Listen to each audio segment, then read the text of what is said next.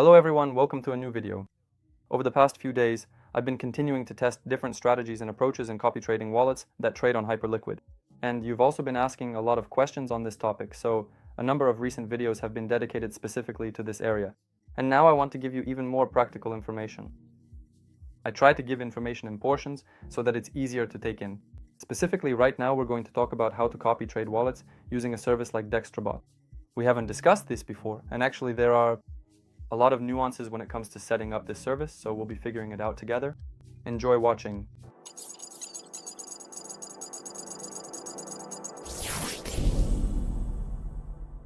So, in previous videos on my channel, we've already covered the key services. These are for searching and analyzing wallets that you can later set up for copy trading. So if you haven't watched those videos yet, I highly recommend checking them out after this one for a complete understanding and a full picture. Just head over to my YouTube channel and get a more detailed understanding of this information. In fact, over the past few days, I've tested several trading strategies and approaches, ranging from aggressive strategies to more conservative ones. I've also talked about them before. And now, right before your eyes is my wallet, which I recently set up to test a new strategy. And overall, things are going pretty well so far. The win rate for all trades is, you could say, 100%, meaning not a single loss. Yes, of course, the profits are small. But right now, I'm gradually increasing the amounts and basically repeating the trades. This wallet has a rather small balance. Also, the win rate is 100%, and the P&L over 30 days is about $1,300. And if we look at all his completed trades, we can see that essentially this wallet never trades at a loss. Yes, that is, all his trades are profitable, except for one at the very beginning where he lost about 50 cents. The distinctive feature of this wallet's trading is that he trades Hypecoin. Most likely it could even be some kind of algorithm that uses grid trading. That is, he trades this coin long, and if his position goes into the red, he keeps adding to the position, gradually topping up the margin with very small amounts relative to his total deposit. For example, in this case, $465, $469, $263, these are all already with 10 times leverage. So initially, his entry is usually around $50 to $20. And overall, he trades quite conservatively, but steadily. That's why I decided to put this wallet on CopyTrade. And as you can see, so far, everything is going smoothly. And in fact, there are quite a lot of such wallets if you look for them. And I've mentioned this wallet before as well in my Telegram channel. Maybe some of you have also put it on CopyTrade. So, if you want to get more information and wallets on this topic, don't forget to subscribe to my Telegram channel. The link will be below this video. But if we're talking about strategies and also about the services I use for copy trading, we're going to discuss all of this in more detail now. We'll be talking about all of this. First of all, I want to mention a service called Hyperliquid bot. I've already talked about it before on my channel. Basically, this bot allows you to copy trade wallets that specifically trade on Hype. What is its key advantage? It's that it operates within Telegram, and essentially you can control all your trades even from your phone. Also, within this bot, interesting wallets sometimes appear, which you can then analyze further and set up for copy trading. And overall, this bot has fairly simple settings and also features sub-wallets, which allow us to quickly create internal wallets within the bot and use them separately for copy trading this or that addresses. Overall, Hyperliquid is quite a decent service for copy trading, but for now its settings are rather limited, unlike the Dextrabot service, which I actually want to introduce to you now. So let's break it down step by step. So to set up copy trading for a particular wallet, through Dextrabot you'll need to go through a series of steps, starting with registering for the service and ending with setting up trading strategies, which we will now discuss in detail. First of all, you need to register. You can do this using the link below the video. A window like this will pop up. Here you need to use a promo code to register. Just click here. Next, connect your wallet. Connect your wallet on the Ethereum network. I have already created a new wallet in MetaMask in advance, so I just click Connect Wallet, select MetaMask, and confirm the linking. Next, click the authorization button, confirm again, and click CryptoWay once more. And basically we have successfully registered. An important point right away. Be sure to save the address and private key of your MetaMask wallet, the one you are connecting to this platform. Why? Because from now on, this specific account will be assigned to you, and all your transactions will be displayed on it, and so on. Next, after registration, we need to go to the wallet management section. In the wallet management section, the first thing we do, of course, is create a new wallet that we will use for trading. Click on Generate Wallet and come up with a name. Click Generate, and here we immediately receive the address of the new wallet and the private key, which of course must be saved. Just in case, so that you always have access to this wallet, I have saved the address and can now close this window. Here I confirm that I have saved my wallet. And here we see that the wallet has been successfully added. After that, In order to use copy trading and for further settings, we need to top up the deposit. Just click deposit and send funds to the address shown here. Transfer from 10. Specifically on the Arbitrum network, the minimum is 15 USDC. And be sure to keep in mind that it's the Arbitrum network. If you transfer an amount less than the minimum or use a different network as they state, the funds will be lost. Now I will make the transfer and then we will continue. So the balance has been successfully topped up. As an example, I have just added $100 to the wallet. And the next step is to find the wallet that we will use for copy trading. I have already talked about how to find and analyze wallets, including using this service earlier in my videos on my YouTube channel. So if you're not familiar with this yet, I recommend checking it out and studying everything in detail. But for now, I have already prepared a wallet in advance that I plan to use for copy trading. So let's go through everything together step by step. First of all, you can use the search to track a particular wallet. Click here after you have analyzed the wallet, checked its win rate panel, made sure it is profitable over time, and reviewed all its trades. Next, you can at least add it to your favorites by clicking here, giving it a name, and saving it. And then by pressing the Save Rate button, we can directly set one or another wallet to automatic following. First of all, we need to choose our wallet, which we'll repeat after it. Transactions. To do this, click here, and in this case we have created one address, click Copy 1. Next, we see that there are three methods for copy trading here. Method 1, Method 2, and Method 3. I want to draw your attention right away to the fact that there is a detailed methodology for each method here. For example, Method 3, Method 2, Method 1. I highly recommend studying it thoroughly, but for now, we will briefly and superficially go over it together. I will tell you the main points regarding the setup of each method. Let's start with the mirror method. Simply put, it's the mirror method. It allows us to copy trade in a mirror fashion with a particular trader. That is, if the trader has a balance of, for example, $10,000 and if he enters a particular trade with $1,000, accordingly we understand that he is entering with 10% of his deposit. And in this case, when setting scaling to 100%, we will also enter with 10% of our own deposit. In other words, we will proportionally copy his position entry. If the trader enters with, for example, 30%, we will also enter with 30% of our own deposit with this setting. But if we use scaling at 200%, we will thus exceed this proportion by 2 times. Yes, that is, if he enters with 10% of his deposit, we will enter with 20% of our own deposit. Here, I usually recommend not overdoing it with this setting and to start with scaling at 100%.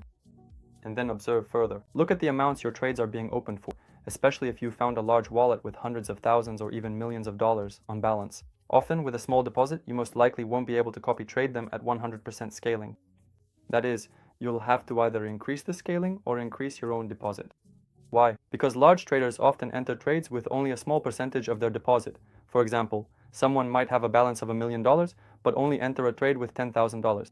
In this case, that amount would be 1%, and if you also enter with 1% of your own deposit proportionally, then most likely, with a small deposit, when they close the position with a good profit, specifically a noticeable amount in dollars, you won't even feel that profit. That's why, when analyzing a wallet, it's important to consider what percentage of their deposit each wallet is using to enter trades. And based on that, you should set your scaling percentage. Another very important point to pay attention to here is that many wallets add more margin. Take a look here, for example. 4 times in a row, the wallet opened a trade on the hype coin, meaning in simple terms, it was adding more margin. And often, if a wallet enters with a large percentage of its deposit, you can simply lose your deposit with high scaling. You could get liquidated because at some point you just won't have enough margin left. So you need to watch how often a particular wallet adds margin and not set the scaling too high. If a wallet enters with large amounts, representing a high percentage of its deposit, yes, this can be extremely dangerous for us as copy traders. That's why you need to make sure that even if a wallet is adding margin, it does so carefully, like in this case. Generally speaking, I usually set the scaling to 100%, but only after checking how a particular wallet opens trades. Then, during testing, I observe what amounts are being opened after it, and if necessary, I can increase the scaling. That is, I might set it to 200 to 300%, depending on the specific address. Next, there are settings here like stop loss and take profit. I usually don't use them, meaning I rely solely on the wallet I'm following. Next is the 2p orders setting. I don't touch it, I usually turn it off. To be honest, I haven't fully figured it out yet. If you already know how it works, please let me know in the comments, I'd really appreciate it. There are also filter settings for opening either long or short positions, so you can set it to only long or only short. But I usually leave it on all, meaning we act solely based on the wallet we've previously analyzed and chosen for copy trading. Next, there's an option called Copy Current. Basically, this setting allows us, when starting copy trading with a particular wallet, to open the positions that it currently holds at this moment. Again, depending on your strategy and approach, you should consider this individually. Sometimes it's worth opening the current positions, especially if they're in a drawdown in a particular wallet and you know that it's generally profitable. In this case, you have the opportunity to open more advantageous positions. That is, you'll enter at a lower price than them, and when they close the position, you'll have a better entry point and most likely, you'll capture a more significant profit in percentage terms. But sometimes, if the wallet already has a large profit on a position, it's better to turn off this setting. In other words, start copying only its new trades. The next function is related to the listing of new tokens on the platform. Here I don't change anything, I leave it enabled. After that, we need to come up with a tag, but in this case we can also write target1. And we leave the run function enabled, after which we click apply. It asks us again if we're sure we want to buy and trade this wallet. Without stop losses and take profit, I click yes, and this wallet is now connected to Copytrade. After that, in the Copytrade section, we can see this wallet that we have set up for Copytrade. Here, we can enable or disable it, or navigate to it. Also, once again, we can go into the settings and change them, after which we can also click apply and our settings will be updated. And of course, you can also simply remove it, just disable it. Now I have deleted the wallet, and let's move on to the next section of our strategies. And so we move on to the second method of copy trading. This method is different in that here you can set specific amounts in dollars. Yes, meaning you don't copy trade a trader proportionally, but instead set clear limits in dollar terms. And you can also specify the amounts you will add if a particular trader adds margin. Also in dollar terms. You can set everything up. Let's go through it here in detail so it's clearer. I'll also explain each item in detail. Let's start with the item called max margin per order. Basically, this is the maximum margin amount that will be executed for a particular order. So let's enter, for example, $100 here. Next, there's an item called max margin per position. Essentially, this is the maximum allowable margin for a given position. Yes, for example, if a particular wallet buys trading on the Hype coin, here you can set the maximum amount a wallet can enter, taking into account all averaging. Also, the minimum position amount in margin that can be opened here can be set to, for example, $100 as the maximum if you want to enter with exactly that amount each time. Or you can set it lower so that positions open from $50 to $100, depending on what volume you want. Again, the trader enters, and then there's a setting similar to Nishan's margin cup. Basically, this is the initial purchase amount when opening the first position. Well, in this case, let's also set it to $100. As for Pickering, I think everything is clear here, and it's usually better to turn it off if you don't want to copy the current position. And I usually leave this setting as is too. The next settings, stop loss, take profit, and the apparatus, are also left disabled, and we also take into account the listing of new tokens. Next, there's another option here. Yes, you can select the coins you want to use for trading. I don't change anything here either. Come up with a tag run, leave it enabled, and click apply. Now, let's move on to the first method for copy trading. Essentially, this method combines both a percentage of the entry from a particular wallet and a fixed amount that you can set in dollars. Let's start with the setting called use trade. Let me explain in simple terms how it works. If we set the parameter to 10% and the trader we're following uses a margin of $20,000, then our position will be $2,000. In other words, we'll open a trade for $2,000. So here, you need to pay attention to the exact amount that each trader is opening their position with. Well, in this case, let's set it to 10%. It's better not to set it too high here, especially if you're copy trading. Some big whales. Next, there's a setting called initial margin. Basically, this setting acts as a limiter in case our wallet tries to enter a position that's too large, based on this percentage. Accordingly, here we can set a limit specifically in dollars. That is what the maximum will be in dollars for an open trade. Well, in this case, let's enter, say, $200. I'm just picking this number at random, purely as an example. Next is the margin limit function. Basically, it allows us to protect ourselves. In case the trader adds to their position multiple times, we can set a maximum limit here specifically in dollars. From our balance, up to what amount of our deposit can we use? Well, for example, let it be $500 or $600, let's write $600. Accordingly, we can enter a trade for a maximum of $600, taking into account all averaging. Also here we leave the green option stop loss take profit enabled. I usually don't set two orders, don't enable copy, and usually don't enable rent either, but again, it depends. Do you want to copy trading from an open position of a satisfied wallet or not? We leave token listing enabled. We don't touch anything here, come up with any tag you like and write it. And in general, we can also click the wallet to buy. Raid? I hope everything is clear with this strategy as well. If not, then welcome to the methodology. Everything is described in detail there. Translate it into Russian and use it in practice. Overall, I can say that everything is much simpler than it seems. It's enough to spend a couple of evenings on this, figure it out, and then you can already set up a bunch of wallets, get into copy trading, and basically start earning. To some extent, this direction can provide a passive income because it actually takes a minimum amount of time, and in general, I'll also say a few words about withdrawing funds. If you want to withdraw funds from your wallet, you can also go to the Copytrade wallet management section. Here, you click the withdraw button, enter the amount, select max, click apply, and basically you withdraw your funds along with the results and wallets you use for copy trading. I share this publicly in my Telegram channel.